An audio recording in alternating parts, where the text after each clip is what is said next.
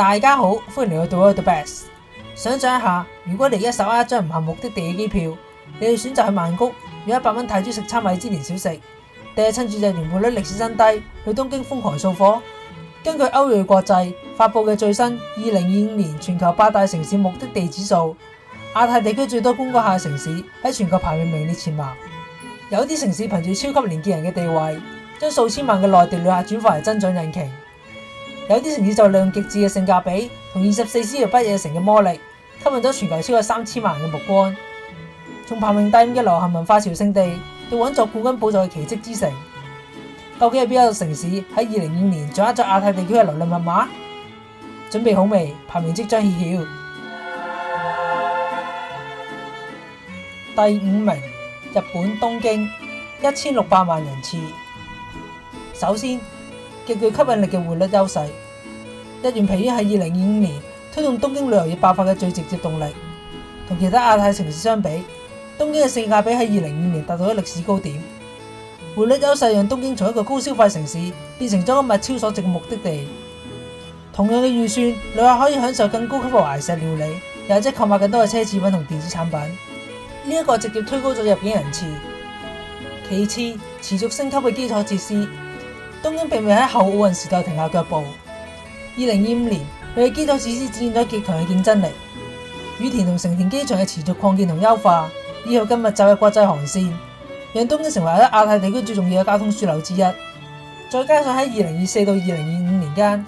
多間國際頂尖品牌酒店，例如係像 New Tokyo 以及係 The Tokyo Edition Ginza 相繼開幕，強化咗東京喺高端商務同休閒旅遊市場嘅地位。再者，強大嘅流行文化輸出，動漫、遊戲與潮流文化喺東京有深厚嘅根基，例如係秋葉原、原宿，呢一個亦都讓東京成為咗亞太區年輕一代嘅朝聖地。最後，高度安全與優良嘅公共衛生，喺後疫情時代，旅客對目的地安全性同公共衛生嘅重視程度顯著提升。東京憑住極高嘅城市治安與公共衛生水平，喺亞太地區中仍然係家庭旅遊同獨自旅遊嘅首選安全牌。第4名。馬來西亞吉隆坡1730萬人次。喺亞太區主要嘅大都市入邊，吉隆坡嘅物價相對親民。喺住宿同餐飲方面，旅客可以用更低嘅價格入住5星級飯店，並喺當地大排檔以極低廉嘅價格享用高水準嘅食物。喺購物方面，吉隆坡擁有多個世界級購物中心，而且常有季節性促銷，吸引咗大量中東同東南亞鄰國嘅購物客。吉隆坡融合咗馬來、華人、印度以及殖民時期嘅建築風格同文化，呢種多樣性對國際旅客極其吸引力。而且呢個地方一直被譽為亞洲美食之都，旅客可以喺同一個城市品嚐到正宗嘅椰漿飯、肉骨茶以及印度煎餅。再加上全年唔間斷嘅文化節慶，例如開齋節、農曆新年、大寶森節，呢啲都增加咗旅遊嘅豐富度。除咗高性價比同獨特嘅文化之外，卓越嘅交通樞紐嘅地位，亦都係點解吉隆坡能夠排喺亞太地區最多旅客前4嘅原因。作為低成本航空嘅重要樞紐，吉隆坡國際機場提供咗密集嘅區域航網，讓遊客能夠輕鬆將吉隆坡作為中轉站或者城市逗留嘅一環。另外，馬來西亞近年對中國、印度等主要客源國實施免簽證政策，呢個亦都大大刺激咗入境旅客嘅人數嘅增長。最後，地標性建築與現代化景觀。吉隆坡嘅天際線喺全球名列前茅，唔單止有代表性嘅雙峰塔，近年落成嘅麥迪卡118作為全球第2高樓，亦都成為新嘅觀光熱點，持續提升咗城市嘅現代形象。吉隆坡嘅成功在於佢成功平衡咗現代大都市嘅便利與傳統文化嘅魅力，並且喺價格競爭力上遠勝其他同規模嘅城市。呢個令到佢唔單止係長期旅遊嘅目的地，亦都成為好多人週末快閃或者轉機停留嘅首選。第3名，中國澳門2040萬人次。澳門高旅客嘅人次，好大程度上受惠於同中國內地嘅深度融合。隨住橫琴粵澳深度合作區嘅推進，針對珠海同橫琴居民嘅簽證政策不斷優化，極大咁刺激咗單日往返同短途旅遊嘅增長。喺大灣區嘅旅客方面，澳門受惠於區域協同效應，澳門同香港、珠海、廣州共同構成咗大灣區旅遊圈。好多國際旅客會選擇香港同澳門徒步遊覽，呢一種嘅協同效應大幅提升咗澳門嘅基礎客源。其次，澳門擁有獨一無二嘅東方拉斯維加斯嘅地位。澳門係中國境內唯一合法嘅博彩中心，呢個對中國內地、香港、東南亞旅客都具有無可取代嘅吸引力。除咗博彩業之外，澳門亦成功轉向多元化嘅綜合旅遊模式。澳門全年舉辦密集嘅國際級盛事，例如澳門格蘭披治大賽車、國際煙花比賽匯演、光影節等。近年嚟，澳門大力引進國際巨星演唱會同頂級嘅演藝節目，吸引咗大量追求娛樂體驗嘅年輕客群。而作為聯合國教科文組織評選嘅創意城市美食之都，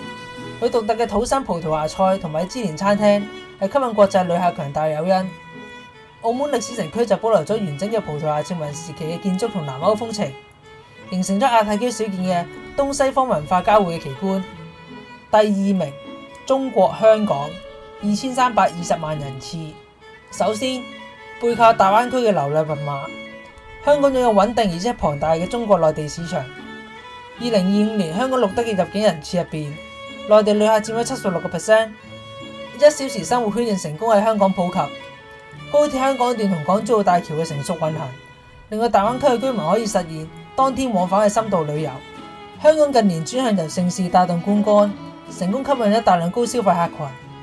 一啲頂級嘅文化藝術活動，比如係 Art Basel、ComplexCon 以及 M+ 香港故宮文化博物館嘅持續吸引力，令到香港成為亞洲嘅文化地標。而且香港亦都經常舉辦國際體育活動同展覽。2025年啟用嘅啟德體育園，成為咗新嘅演唱會同國際賽事舉辦中心。七人欖球賽、國際馬拉松以及各類大型商貿展覽，亦都吸引咗大量嘅國際商務旅客。除咗背靠內地市場同城市經濟，極高效嘅城市機能，亦都係促進來港旅客不斷嘅原因。對於國際旅客，特別係商務客嚟講，香港便利性係其他城市難以企及嘅。喺交通方面，密集嘅地下鐵系統同機場快線，等旅客可以30分鐘之內可以從國際機場抵達市中心。喺簽證方面，香港對全球約170個國家同地區實施免簽證政策，極大咁便利咗國際商旅。喺語言同法治方面，作為國際金融中心，英語嘅高普及度同透明嘅商業環境，令到歐美同東南亞旅客感到特別親近而且安全。總括嚟講，香港嘅優勢在於佢無可替代嘅超級連結人角色。佢唔單止背靠大灣區嘅強大流量，實現1小時生活圈嘅同城化旅遊，更透過城市經濟將成座城市轉化為亞洲嘅文化同體育地標。當高效嘅城市機能遇上國際化嘅商務環境，香港證明咗一件事：呢度唔只係旅客嘅轉機點，更係全球高端資源與文化活動嘅匯聚中心。呢粒東方之珠正以一種全新嘅盛事姿態，重新定義亞洲旅遊。第一名，泰國曼谷，3030萬人次。曼谷為旅客提供極致嘅性價比，係全球銷售量同時滿足背包客同奢華客嘅城市。相比起新加坡同東京，曼谷嘅食宿成本極具競爭力。100蚊嘅泰銖就可以喺街頭食到米芝蓮推薦嘅小食，而同樣嘅預算喺其他大城市可能淨係夠買杯咖啡。喺住宿選擇方面，曼谷擁有全球最密集嘅5星級酒店群之一，而且價格通常為歐美地區，比如倫敦又喺紐約嘅一半。曼谷亦成功將傳統同現代完美融合，滿足咗唔同客群嘅需求。喺文化遺產方面，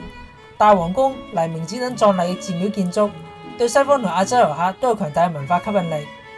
喺購物方面，呢度有全亞洲最頂級嘅購物中心，亦都有規模龐大嘅週末市集，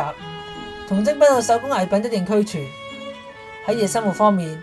曼谷被譽為24小時不夜城。無論係高空酒吧、夜市定係充滿活力嘅娛樂區，呢啲都讓城市始終保持熱度。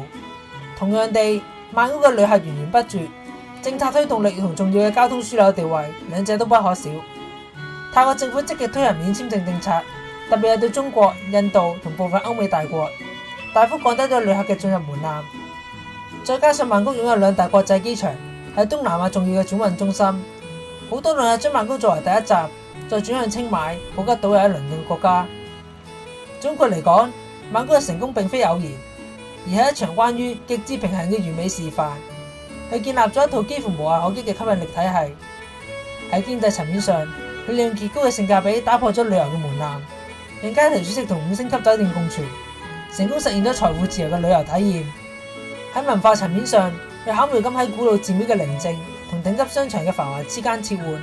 滿足咗人類對歷史好奇與物質慾望嘅雙重渴望。最關鍵嘅係透過免簽證政策嘅精準助攻同國際樞紐嘅戰略佈局，曼谷唔單止係一座城市，更係連接世界嘅轉折點。睇完呢5個城市，大家係咪已經發現咗亞太地區旅遊嘅流量密碼？無論係穩坐冠軍寶座，憑住極致性價比吸引超過3000萬人次嘅曼谷，定係背靠大灣區由城市經濟重新定義嘅香港，每個城市都有佢獨特嘅魅力。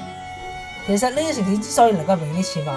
除咗係重要嘅交通樞紐之外，最重要係佢哋成功咁平衡咗現代化同傳統文化。好似東京利用地緣低位變成物超所值嘅朝聖地，